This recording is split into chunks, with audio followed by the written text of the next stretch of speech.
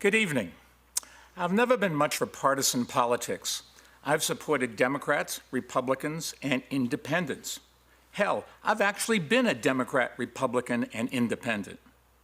It's all about people, and the two people running for president couldn't be more different.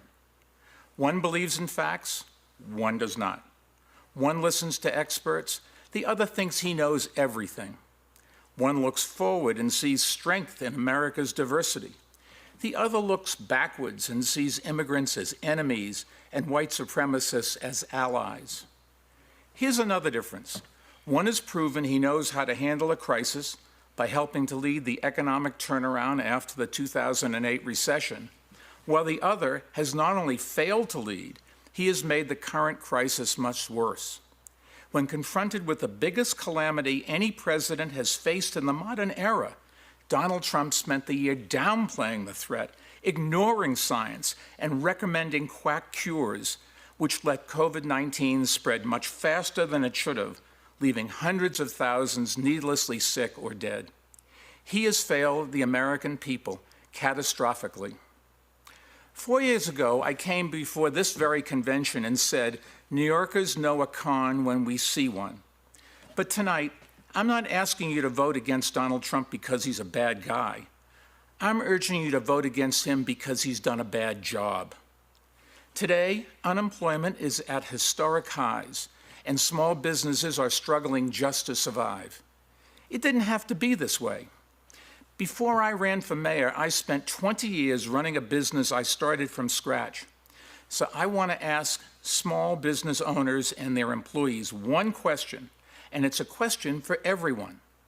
Would you rehire or work for someone who ran your business into the ground and who always does what's best for him or her, even when it hurts the company, and whose reckless decisions put you in danger, and who spends more time tweeting than working? If the answer is no, why the hell would we ever rehire Donald Trump for another 4 years?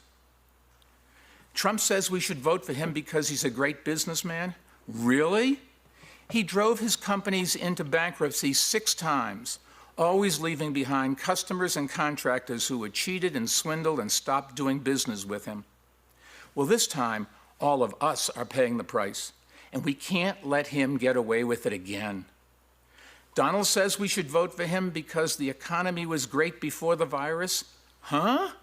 Biden and Obama created more jobs over their last 3 years than the Trump administration did over their first 3. And economic growth was higher under Biden and Obama than under Trump. In fact, while Biden helped save 1 million auto industry jobs, Trump has lost 250,000 manufacturing jobs. So when Trump says he wants to make America great again, he's making a pretty good case for Joe Biden. Look, our goal shouldn't be to bring back the pandemic economy. It should be, as Joe says, to build it back better. Joe's economic plan will create clean energy jobs that help fight another crisis that Trump is ignoring, climate change.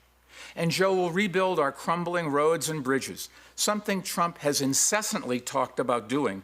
But in the last 3.5 years, he hasn't done anything. What a joke. And let me tell you a little secret. Donald Trump's economic plan was to give a huge tax cut to guys like me who didn't need it, and then lie about it to everyone else.